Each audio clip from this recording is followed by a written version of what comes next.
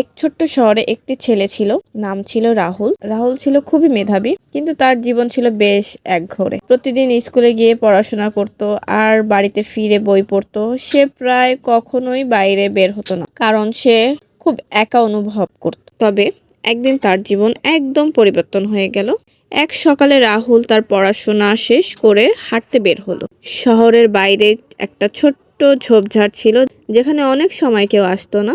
একদিন সে সেখানে হাঁটতে হাঁটতে পুরনো একটি কাঠের বক্স দেখতে পেল। বক্সটি ছিল মাটি দিয়ে ঢেকে রাখা।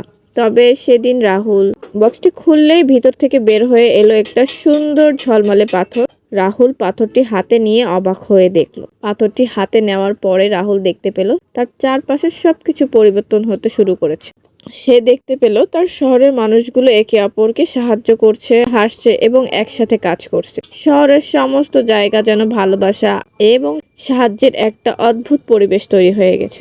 রাহুল বুঝতে পারল পাথরটি কেবল একটি উপহার ছিল, কিন্তু আসল শক্তি ছিল মানুষের একে অপরের প্রতি ভালোবাসা এবং সহানুভূতিতে। পাথরটির আলো আসলে তার চোখ খুলে দিয়েছিল যে জীবনে সুখী হতে হলে মানুষের মধ্যে বন্ধুত্ব এবং ভালোবাসা প্রয়োজন। তবে রাহুল জানতো এই জাদু শুধুমাত্র তখনই কাজ করবে যখন সে সেই ভালোবাসা তার সহানুভূতিকে সবার মধ্যে ছড়িয়ে দিবে।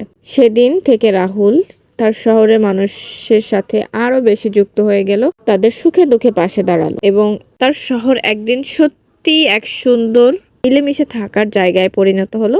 এভাবেই রাহুলের জীবন বদলে গেল এবং সে শিখলো যে জীবনের সবচেয়ে বড় সোনা হলো ভালোবাসা আর বন্ধু। ধন্যবাদ।